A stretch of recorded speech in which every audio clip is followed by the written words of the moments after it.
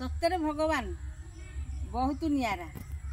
केतेबेले काहाकू केमिति रूप से सृष्टि करिथांती केही जानि नथांती। जड़े पथिक बरगछ मूल बसी विश्राम नौथाए मने मने भगवान को चिंता करी कहला भगवान प्रकृत रे सृष्टि करिसेंती किंतु तांको किछि जणा नाही काहेकि ना एते बड़ बरगछ रे छोट छोट फल देइछंती आ गोटे लता गछ रे एडे एडे कखारु लदी देइछंती जे कि तार भार संभाली न पारी तले लोटी जाउची आ एते बड़ गछ रे एतिकी टिके टिके फल भगवानकर सृष्टि कण एया तांको प्रकृत रे जणा नाही केमिति काहाको सृष्टि करा जाए। ठीक सेतिकी बेलकू बरगछ उपरु गोटे बर फलटे से पथिकर नाकरे पड़िला से पथिकटी चमकी पड़िला देखला बेलकू बर फलटे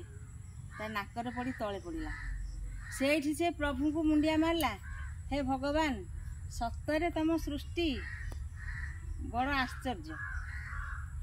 तमे जानी शुणी जहाको जेमिति गढ़िया कथा गढ़ीच एते बड़ गछरे जदि एड़े बड़ फल देई थांतो आज जेमिति मो नाकरे पड़िला मो नाक जाई थांता मु भी जाई थांती आ छोट गछरे बड़ फल देइच काहेकि ना से फल पड़िले कहार किछि क्षति करिवनी आ बड़ गछरे छोट फल देइच जहा ऊपर पड़िले कि मनुष्यकर क्षति हबनी जानी शुणी सबू एमती विचार करिसेंती। प्रभु मु निंदा करी बहुत अपराध करिछि पथिक जनक बहुत